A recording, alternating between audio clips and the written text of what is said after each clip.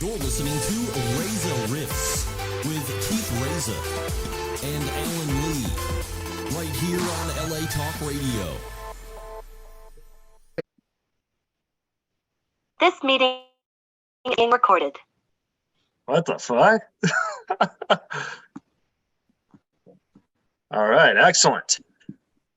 Rita Rudner is going to join us via Zoom, Alan Lee. Yes, indeed. Hello. Hi, Rita. Are you hearing me? I'm hearing you. Hi, Rita. Are you Oh, hearing me? I can hear you. How are you, Rita? I'm good. How are you? Doing good. This is Alan Lee, the trusty sidekick. Hi, Alan. How are you? The best thing, you always need a Hi, side- Rita. And you're Long-time Keith. fan. How are you? Yeah, Good. I'm Keith. You're You're right. Keith. Yeah, I'm the You just told me David you were Letterman. Alan. Alan is the trusty sidekick. You said I'm your trusty sidekick. So there you Yeah, go. trusty. Let's just stop There you go. now. You're the trusty sidekick. There you go. That's Okay, good. I like Rita, that. I'm my own sidekick. I That's- can't oh, afford very a good. sidekick. They're too expensive. That's wonderful. They are too expensive. I Yeah. have to pay Alan's internet bill. Oh, Rita, you should have a Let's daughter. get crazy. Oh, God. oh my God. Are our daughter's internet bills more expensive than son internet bills? I don't know. No, the whole daughter thing. You don't want to know. But anyway, tell me when to have a good personality, because right now I'm just myself. Oh, no, you're good. We just okay. want yourself. Okay, well, I'll give you a better version whenever you feel like it. Oh, well, Oh. we're starting right now. I Oh, wanted to, okay, well, this is the better version. It's not very much different from the other one. Oh, look at that. I think it's a here I great am. version, Rita. It's How can I very help you? How can you help me? Let's help each other. Help me, well- help you, help good. me. Well, first of all, I Beautiful. just wanted to say thank you so much for doing it. I know your schedule's been swamped, so thank you for taking time of your day to talk to us. It means a lot to us. Well, that's very sweet of you. It's true. I worked really steadily for like 3.5 months, and now I'm off for a while until I go to New Jersey, Connecticut, and Philadelphia at the end of the month. And you're doing the stand up, right? Because you were just at South Point. I was at Vegas while you were at South Point. And I saw your name on the billboards. That was me. That wasn't my sidekick. That was me. I like performing out at South Point. I think that's the best. As of right now, I think that's the best comedy show casino. You know what I mean?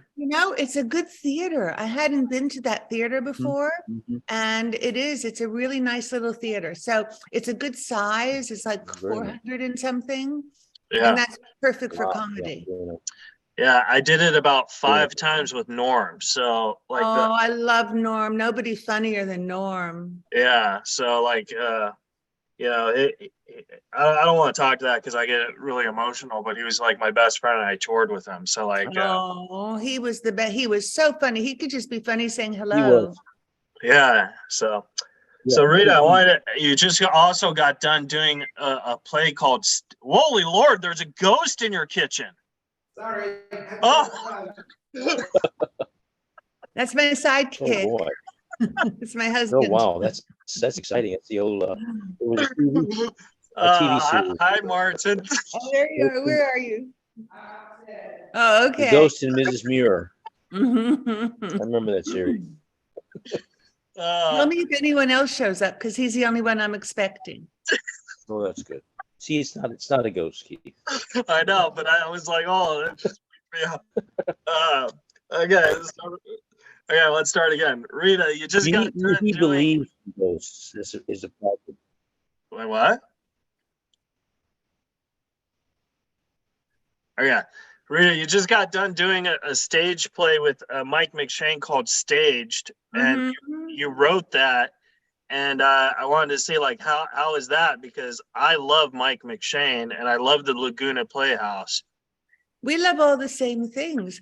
It was good that Martin, my ghost husband, and I wrote this is our 4th play we've written together. and it went really well. And we always use improv people if we can. And Mike McShane was a good friend of two improv people, Brian Lohman and Kelly Bashar, that we use all the time. So the only way I wanted to do it is if we were all friends and we had a good time. And it was a completely positive experience, because a lot of times when you do something, there's always that one person you go, let's not tell them we're going to lunch. And this time everybody went to lunch together. We didn't have to hide anything. Oh, I like that. Let's tell them we're going to lunch. No, let's not tell them we're all meeting. No, don't just, make believe we're not singing, and then we'll all meet and we'll have a good time. But this one, everybody was in the whole thing, and we had a party at our house for them, Great. like a brunch, and we had no one to talk about. Now, it seems like this is a type of play that you could actually make into a movie, because it seems very, very funny. Because I think you described it like, what if Johnny Depp and Amber Heard stayed together just to pay the bills or something? They had to work together 20 years from now.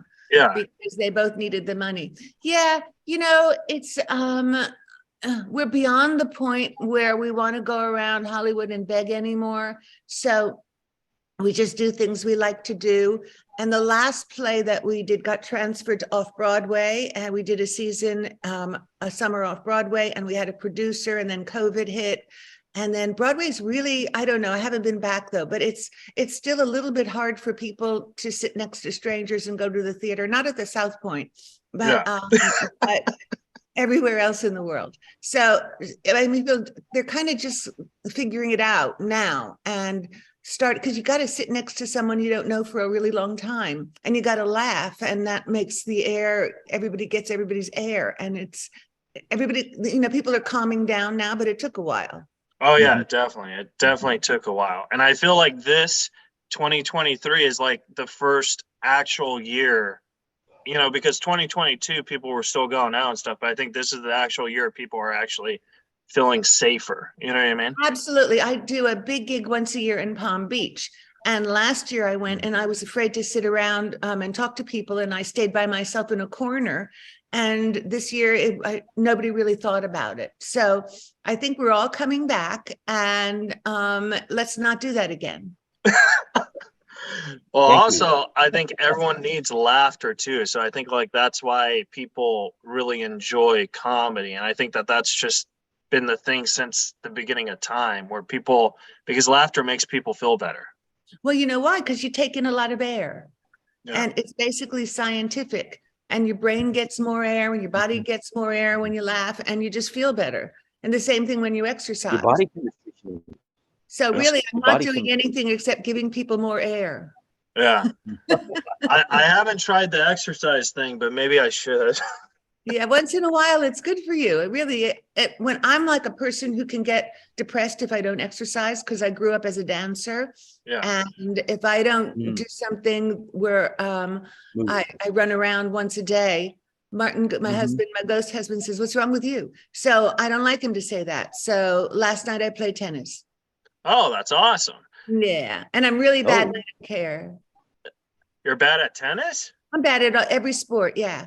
Oh my God. In LA, I grew up, there were no balls, that no one had to catch anything. So you just have to run around and jump and spin. Well, what's weird is because you strike me as someone who's good at golf. No, I'm terrible at golf.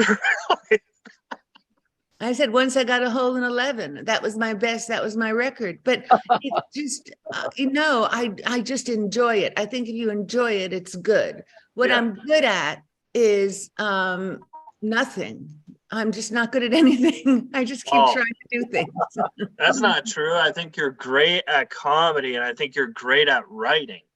I try. I keep trying. I walked the dog this morning. Oh, I'm a good dog walker. And I think I thought of a joke, and I have to write it down later. So, but it took a long time. As you know, being a comedian, you don't really, an art, being creative isn't something you can call on. Yeah. You just have to really try, and then it either happens or it doesn't happen that particular day. And when I used to write with my good friend, because I knew all these wonderful comedians when I was in the clubs in the 80s, and one of my best comedy friend, Marjorie Gross, who was a great comedy writer. And we just sit around, and some days we think of really funny things, and some days we just go to the movies. Yeah. Yeah. That's basically the same things now with me and Alan. We either think of funny things, and if it's not funny, we go see Deadpool. Yeah, there you go. It's nothing has changed. Now, Rita, I wanted to ask you, because actually something in comedy has changed, where today it's more about, how many followers or stuff like that you have on social media, when back then, when you started, it was about word of mouth. Like, everyone would be like, oh, Rita's funny. It was cable. Yeah. Then it was cable, because cable was new. And it was also late night television. It was Letterman and Carson. That's right. And now it's dispersed. It's a universe that isn't, there isn't any one thing you can say, except for the TikTok thing. And I'm not going to do that, because my audience is older, and my daughter said, Mom, please don't do TikTok. You'll embarrass me. And she's more important to me now than doing TikTok. So I don't do it. I'm not even allowed to look at it. She said, you're going to press something that's wrong, and don't even, I say, okay. And I know I should do it. I don't want to, though. And that's the most important thing, is wanting to do something. And when I wanted to be a comedian, that's all I wanted to do. So I worked at it and worked at it and worked at it. And I still love being a comedian. That's all I want to do. But I just don't think it's important for me to try to cultivate a new audience, but I should. So now I'm feeling guilty. Let me go away and I'll try to do a TikTok. I just don't want to do it. It's for young people, but we are doing a new project. First of all, I've written a book, I have to say. Here it is. Rita Rudner, My Life in Dog Years. That's my autobiography. And because I didn't go on the road for 2 years because of the pandemic, and I wrote my life story, because not many people know that I was a dancer for 10 years on Broadway, and people think, oh, she just skated through. And no, there's no skating through anything. Oh, no, definitely. No, I had a tough upbringing. I had a lot of bad boyfriends. And then it kind of all started to work together for me when I went to Broadway, and I did 10 years on Broadway shows. And then comedy was my best decision ever, because it's such an independent profession where I get to do everything I like to do, and nobody tells me what to do. And also I met my husband, because he hired me, and I slept with him, and we got married. So I should really sue him.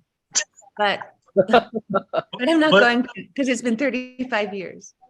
But another great thing about you that I don't think a lot of people know is you were on your own at 15 or 16. Like, 15, I moved out of the house. Yes, I moved to New York. Yeah. So that's when you started doing the dancing and stuff. Well, I was dancing since I was 4.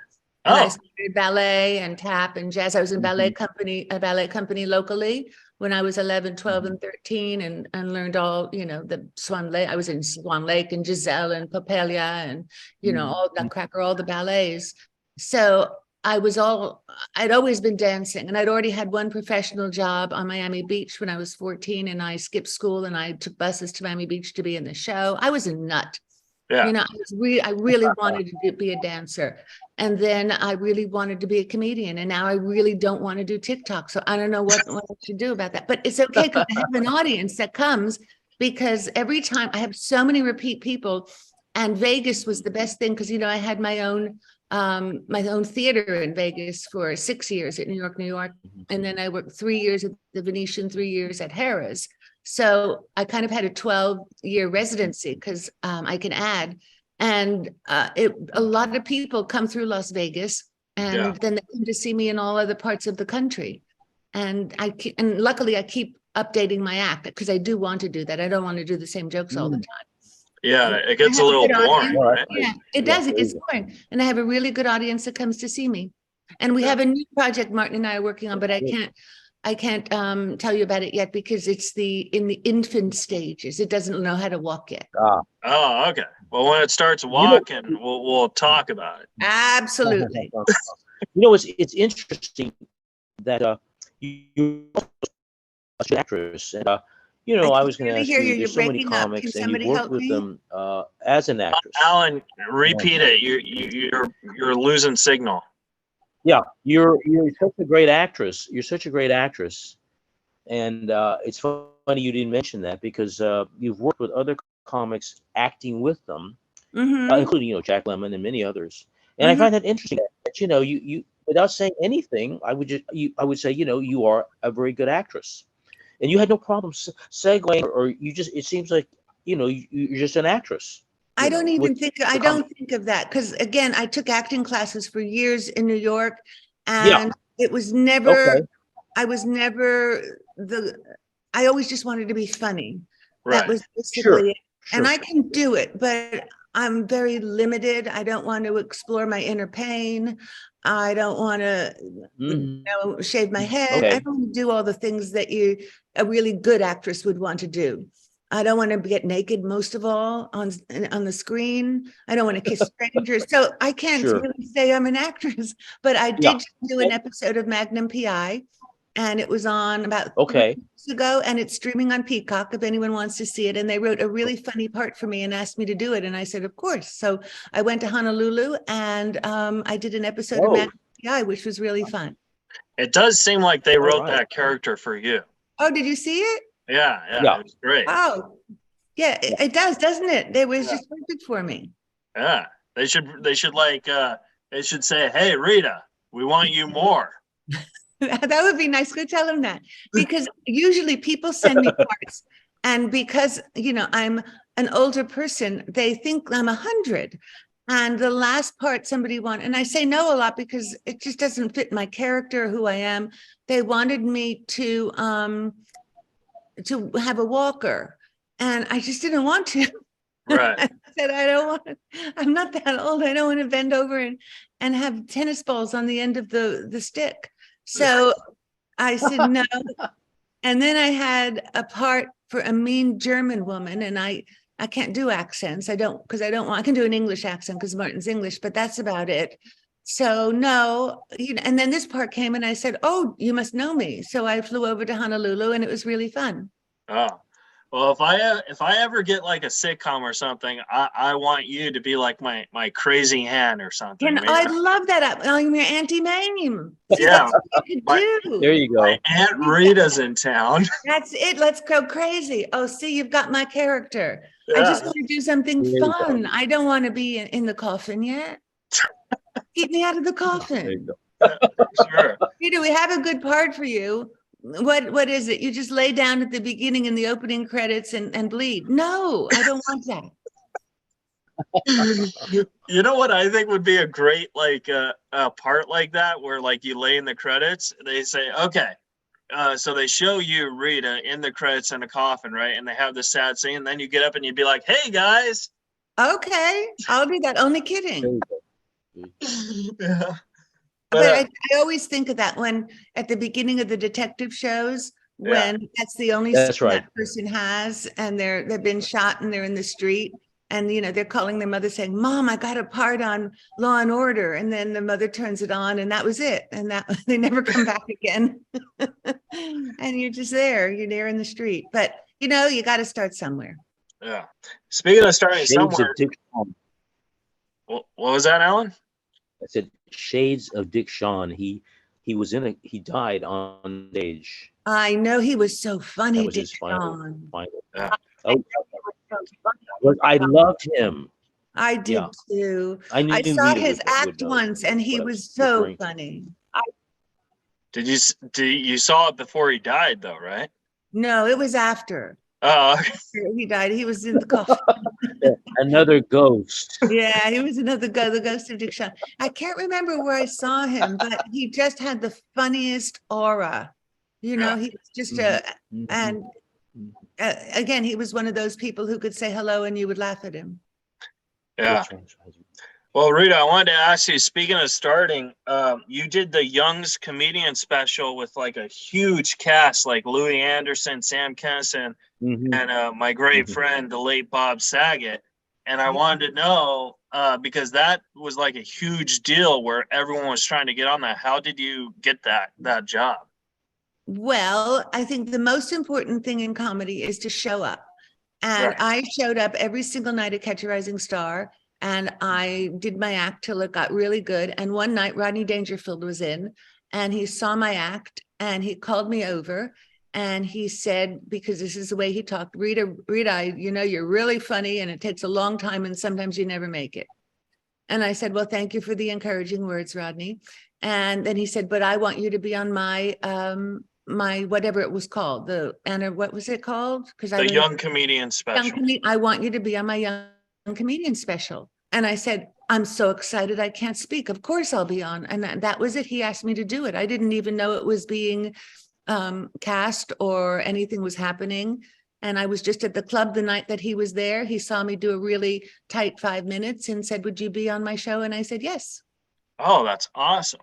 And I think he was actually giving you a compliment too, because Rodney, he spent his whole career before he got his big break. You know what I mean? And he got his big break when he was in his 50s and the 60s and stuff. I know. And he was one of the great joke writers of all time. Yes. And also, I have it in my book. That, we were going to talk about it, but then you brought it up. No, that's okay.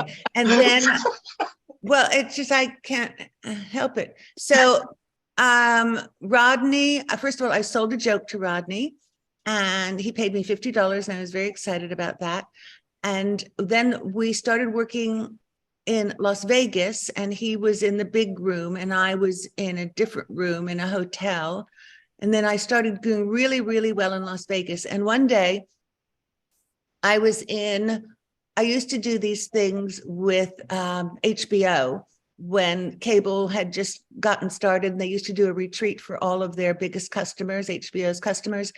And it was me and Robert Klein, who I still work with on the road these days, who I love. Oh, I love Robert Klein. Yeah, he's really funny. Well, Robert and I are doing more shows together. We did 3 really successful shows this past January, I guess, or February, whenever it was. Yeah. And it was me, Robert Klein, Dennis Miller, and Bill Maher.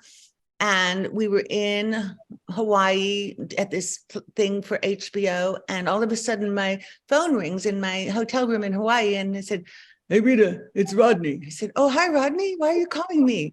And he said, you work Vegas a lot. Which room do you think I should do? And I said, oh, my gosh, it's just come around to someplace I never thought it would come around to, where Rodney Dangerfield is asking me what room he should play in Las Vegas. So it really was a compliment. Wow. Oh, that's awesome.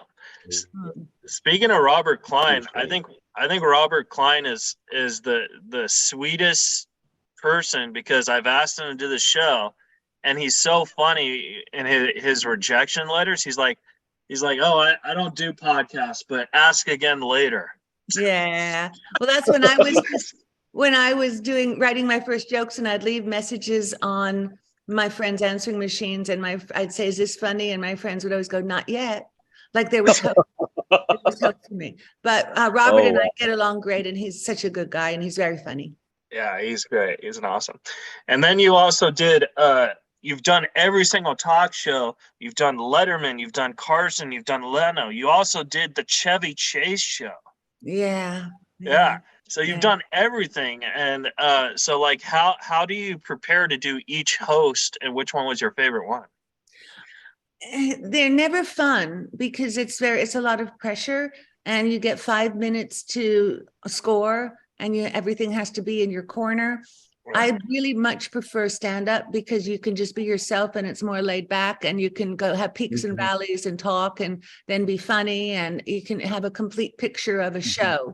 And when you're on one of those talk shows, you just have to be funny right away and then unfunny right away and then go home. So Carson was my favorite because he was the nicest to me between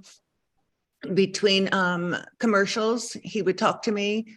And he would come over. He somehow, I don't know, I met him at a good point in his life, and he kind of liked me and would come and say hello in the makeup room. And he was just very friendly towards me. So I think he made me feel the most comfortable of all the people.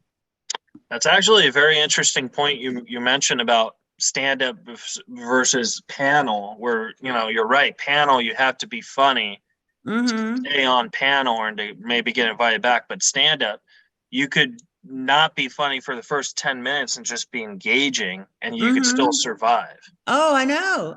It's just it's hard. And also the audience is behind the cameras. So it's you, cameras, audience.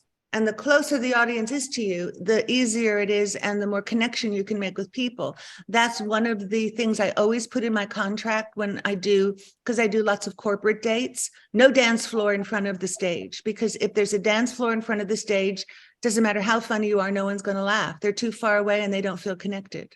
Oh, wow. Yeah. So say that, remember that, no dance floor in front of the stage. No dance. If I ever become as big floor. as Rita Rudner, I'm going to say that.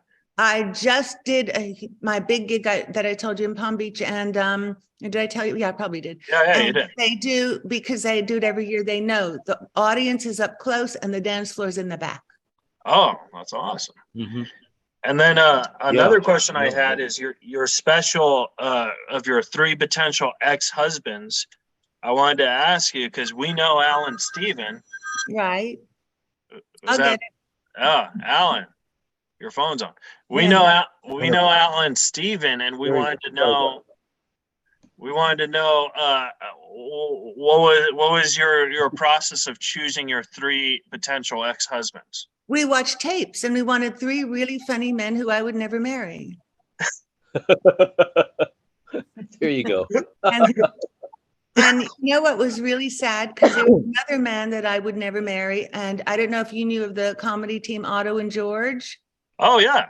Well, they were supposed to be on. Oh, my God, really? Yeah. And it was a snowstorm and they couldn't get out of New York. And because, I mean, if there was anyone more inappropriate than Otto and George, I can't think of him. And he would have been one of my great ex-husbands. So it was sad. He couldn't get out of New York. He couldn't be on the show. Oh, I would say if Andy Kaufman was alive, he'd be a great ex-husband. He would be. And I have a story in my book about my very first show was before Rodney, before Letterman, was the 10th anniversary Catch a Rising Star special. I don't know if you know about that one. And it was me and Andy Kaufman and Billy Crystal and I think Robin Williams and Pat Benatar. And I was introduced as the new comedian at Catch a Rising Star, and I got 4 minutes. And the producer, whose name was Pat, came over to me and said, I have to tell you something. You're on after Andy Kaufman in this special. And I don't want that to happen. So let's not say anything to him. And you're only doing 4 minutes. Let's sneak you on before Andy Kaufman, because if you go on after him, the audience is going to be so dispersed and confused. They're not going to know what hit him. It'll ruin the energy for you too. Yeah. So Pat snuck me on before and I did really well. And then Andy Kaufman came on after me and had a fight with his pretend manager in the audience. And it was hysterical and I loved it. But the whole audience was just, they might as well have been on the moon. So I got really lucky that somebody thought enough to put me on before Andy Kaufman and not after. Yeah. And that story is in the book. No, is it? Wow. My Life in Dog Years by Rita Rudner. Now, Rita, I wanted to ask you, is there an audio version of this book?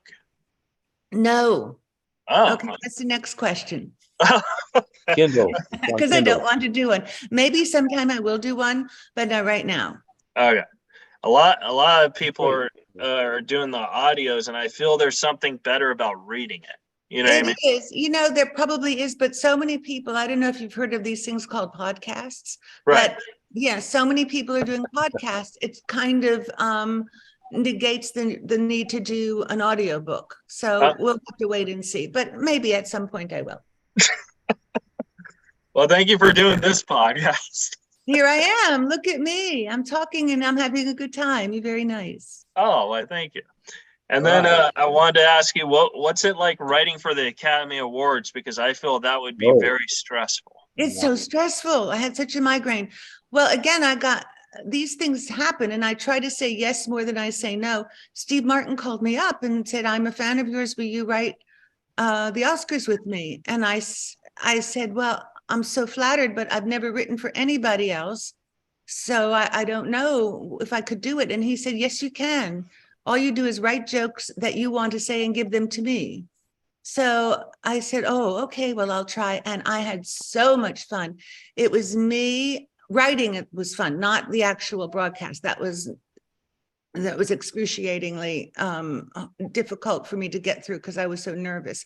But in fact, in the book, there's a picture of me and Steve Martin because we got ready too early and we were just sitting in the dressing room together. So you want to see it? Let me look. Yeah, we want to see it. So, but it was me and Bruce Valanche and John Max and Dave Boone, and we just had such a good time. It was first, Steve Martin is the most prepared man in the world. So we started meeting at least 6 months before the show. And then we met once a month and once every 3 weeks, 2 weeks, 1 week until the show. And we met every day because he's just so prepared. Nothing is an accident. Okay, let me see if I have the picture of me and Steve Martin. No, where is it? No, that's my bad stepmother who I write about. And that's in the book? It's in the book, yes. Me and, okay, Mary Tyler Moore, Bob Saget, Barack Obama. Oh, Steve didn't make it in the book. Never mind. But he's a great guy, and I love Only Murders in the Building, and I love Martin Short too. I did his talk show too, when Martin Short made talk show. Oh, Martin Short. Yeah. Again, say hello, you laugh. Yeah, I almost met Steve Martin, and when I say almost, because Alan Lee is the reason why I didn't. So I was in San Diego with Norm, and Norm added a Sunday show, and I couldn't do the Sunday show. And I was like, oh, I have to go. And then Norm kind of talked me into staying, and I was like, oh, well, Alan drove me, and Norm couldn't talk Alan into it. So we left. And then Norm just texted me a picture of him and Steve Martin. So Steve Martin was in the audience, and I was just like, they say never meet your heroes. So maybe that was a blessing. No, Steve Martin is someone you should meet. He's really? One great guy. Yeah. Awesome. I wanted to get that card because if you ask him for an autograph, he gives you a card that says you met Steve Martin. And he doesn't give you an autograph. I didn't ask. That's funny. So, yeah. So what's it? Are you planning, because you're doing theaters now, would you ever consider doing comedy clubs again, or do you just like doing the theaters? Well, if I ever wanted to do another special, I would do comedy clubs because you can try out material. And it's just a more relaxed atmosphere. When you get in a theater, and there are 1,500 people, you don't want to go, is this funny? So when I try new material in a theater, it's disguised and I put it between two jokes, and it's very limited, the new things I can try. But in a comedy club, you can just get your notebook out and say, I'm thinking of this, and they can tell you. So yes, I would if I did another special, but I don't see it right now. I just don't see it. I like doing what I'm doing, and I want to work on this new project that we're working on, see if it goes anywhere. So we'll just have to wait and see. I have to see how much want I have. Yeah. I mean, you got a lot on your plate. You got this new baby project. You got my sitcom. You got I've got all, well, I'm the crazy aunt. Please, let me be the crazy aunt. I'd be so excited. So we'll have to wait and see if Magnum PI, the part on that, will give anyone a different idea of what I look like and what I can do. Yeah. But again, the energy, when I had to work and I had to do it, it's a normal thing in life where you don't have to do so much anymore. I can write. I like watching television. I like doing puzzles, and I like working occasionally. So I love walking my dog and looking at flowers. So I'm really boring, but I am going to see a show tonight because at the Laguna Playhouse. Because it's Crosby, Stills and Nash, one of those tribute bands. My daughter is the new person in my life that we pay a lot of attention to, because she's a musician and a singer-songwriter, and her name is Molly Bergman. She's in the book. And Martin and I are producing a show called Listen to the 70s, because she's like a Joni Mitchell, Carole King kind of a singer. Yeah. And so that's the next thing we're working on is a show that has like three performances at the Laguna Playhouse. Yeah. So I think I like working, letting her struggle for a while. Let her figure out how to make $1. Yeah. She did. Well, see, that's actually one of the greatest things. That's a unique way, because usually when people have children and they go into that same field, you're basically saying, hey, you got to learn your own way to get in that field. You know what I mean? So I like Yeah, that. but she's not in comedy. That's the last thing she'd ever want to do. Yeah. Music is a totally different, totally different skill. And she's a songwriter, which she's had a little bit of success with already. So I like to encourage her. And nobody helped me, but that doesn't mean I can't help somebody else. Oh, yeah, that's awesome. Mm. And then I wanted to ask you, when you write movies with Martin, because you guys are co-writing together, how does that process go? Like, do you guys each write your versions of the story and then you put them in together, which stuff would work, or do you guys work on page together? First, what we do is we take long walks on the beach usually, and we kind of do a storyline together about what we want to say and what the scenes would be and what the plot would be. And when we have it enough, then he's very organized and he writes it down. And then he sits at the computer. We have like a two-way desk that we bought from this old house. So I sit on this one side and he sits on the other side, and I have my feet up and he goes like this. And he's very organized, and I just throw in ideas like that. And we have the same sensibility, but he's much more structure oriented and I'm very sporadic. Right. And that's why it works. Mm-hmm. Yeah, that's why we get along too. He's a type A personality. I'm a type Z. I'm very easygoing, and he's I said he could have a fight with a Roomba. He's very he's very hyper. I saw it on TV, and he's an HSP, a hypersensitive person. He notices everything, and I'll just say, oh, I didn't notice that man drowned to the left of me. I'll just be thinking of something else. Once we were sitting in bed and we have a skylight, and he said, there's a helicopter on the roof, and it was a bird. So that just gives you an insight into what I live with. Yeah. I think my mom is like someone like Martin, because like we'll watch movies or something and she'll notice everything in the background that I would never in a million years Me too. notice. I just go, oh, that's pretty. And he goes, there's a big piece of ketchup on the picture. Oh, I didn't notice. Yeah.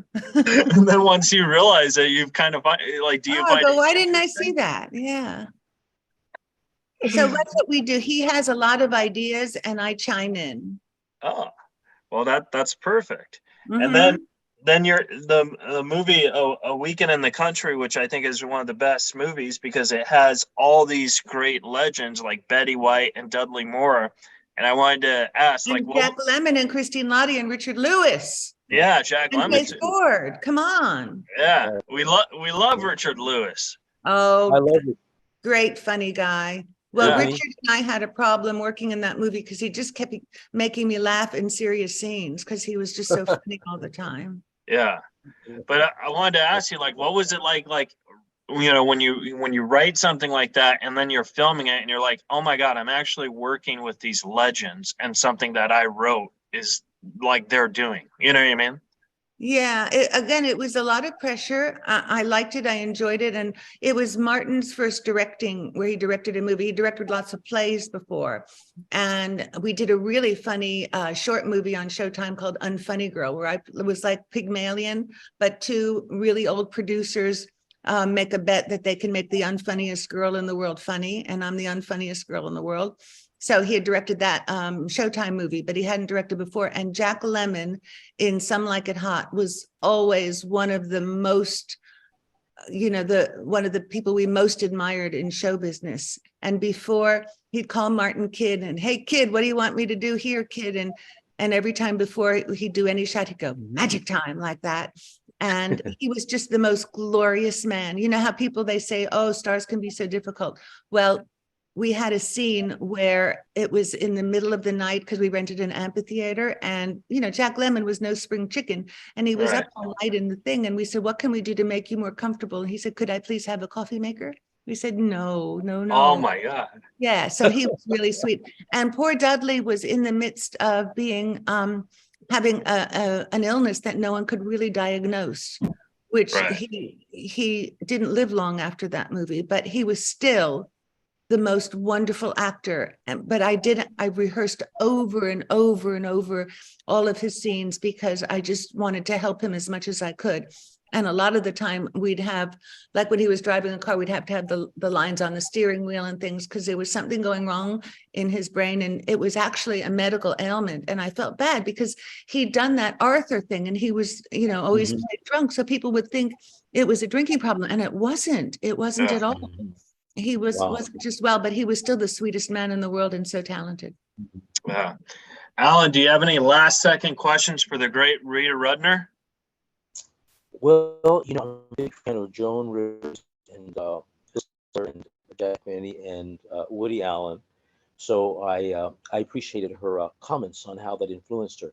How was it going from that to Obama at the inaugural that you did? Well, Obama was again, I was happy to do it because I voted for him, and I did a lot of work for Harry Reid in the in Las Vegas because I was constantly voted the most popular woman in Las Vegas. I don't know why, but I was funny. Wow. I was very, very popular then. And if you want to know a story that's in the book, Harry Reid, wow, nice.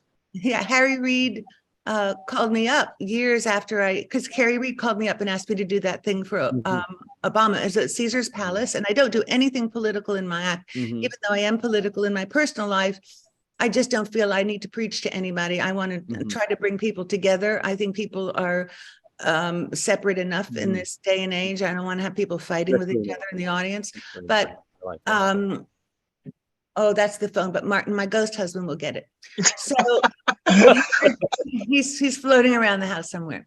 So I did that, and I was the MC for Sheryl Crow and Bette Midler. Yeah. Oh, that's awesome. I know. How cool was that? Because those are two of my very favorite people in the world. In fact, I'm sure that picture's in the book. I'm sure. I'm going to see if that picture's in the book. And I'll tell you the story while I'm looking for the picture in the book.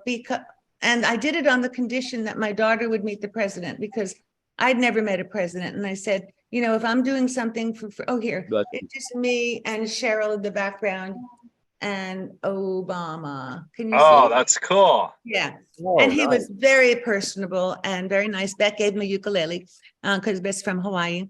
So years later, I'm in my kitchen and Harry Reid calls me up and said, hey, Rita, it's Harry, because he used to call me all the time. I did benefits for him. And sometimes he would just call me to say hi, and we'd go out to dinner with him and his wife.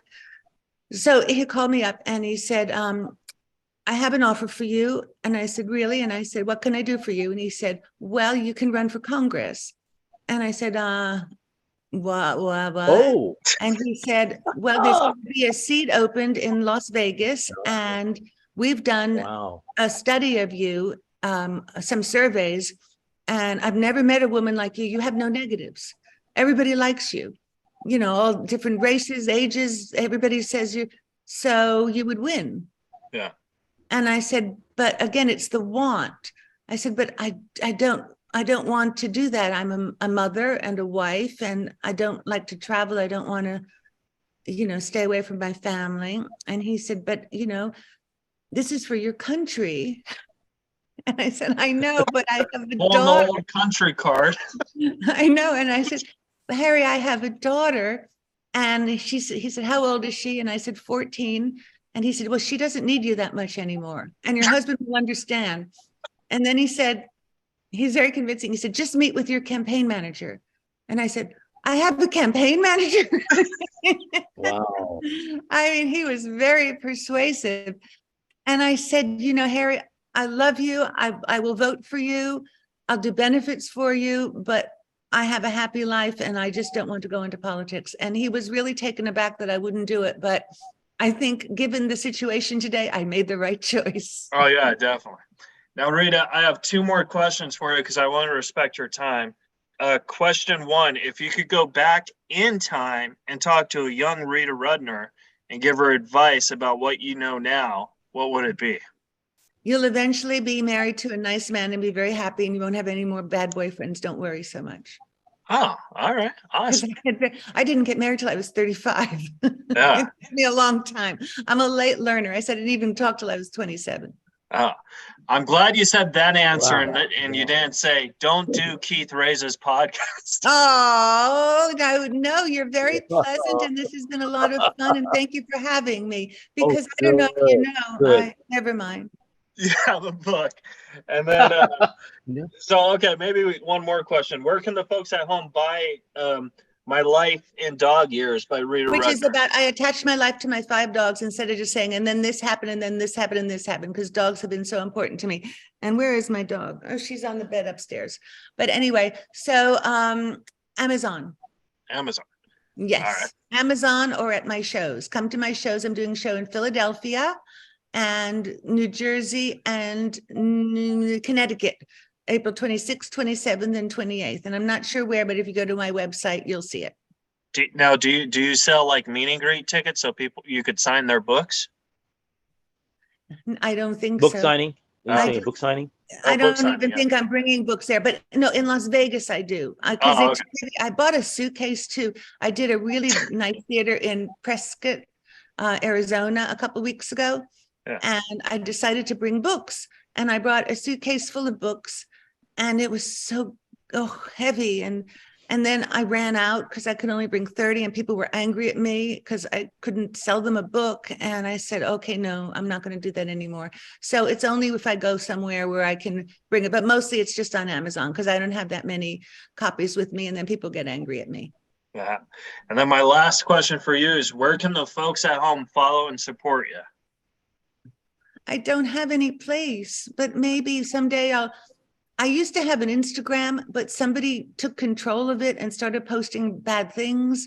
And then I had to delete it. And then when I tried to get it back, they said no. And I don't do a TikTok, and I don't even tweet, because why? Yeah. So just look at my website, and if you come see RitaRudner.com. me, come see me. And if you want to see a really talented young woman who's 20, who's in music college now, her name is Molly Bergman, and she's really good. All right. Well, Rita, thank you so much for. She's on YouTube. I don't know if she's on TikTok. She doesn't let me go on it. Oh, yeah. Molly Bergman. Molly Bergman. Are you doing Molly Bergman? Yeah, that's Rita's daughter. Is Alan? No, I was repeating. Are you No, Googling I was just her? repeating that. Oh, I thought you were Googling her as we spoke. Google her. No, she's on YouTube. No, I was just repeating. Yeah. He was Good. being the trusty sidekick, repeating. Okay, repeat. There you That's go. good. There you Wash, go. See, rinse, that's repeat. Well, Rita, thank you so much for taking time to chat with us. But you're so good. And because sometimes I do podcasts and it doesn't work out, and this one really did, because I love talking to you. So thank you. And if you're ever in Las Vegas, when come say hello. Oh, I definitely we will. will. I'll say We hi, will. Rita. Anywhere I We am, will. please come say hello, because I like you thank you. both, and you're both tremendously, passionately wonderful. Oh, well, thank you, Rita. And we hope to have you Thank back you, sometime. Rita. Thank you. Oh Hope my to see you God, again. anytime. Bye, Rita. Thank you, Rita. Bye. Thank you. All right, guys. That was the interview with Rita Rudner. Guys, subscribe, rate, review, and that was She's a got it. blast. Alan, did you have fun? You're breaking up again. I had a great time, and I didn't get to ask her a few more questions, but it was wonderful. I love what she talked about, and Joan Rivers, who I'm a big fan of, and Phyllis Diller, which I'm a big fan of, and I always watched Jack Benny. I did.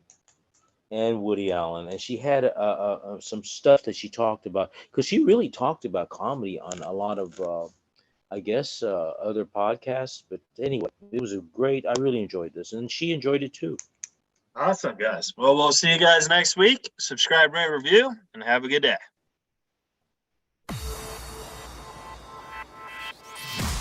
You're listening to Reza Riffs with Keith Reza and Alan Lee, right here on LA Talk Radio.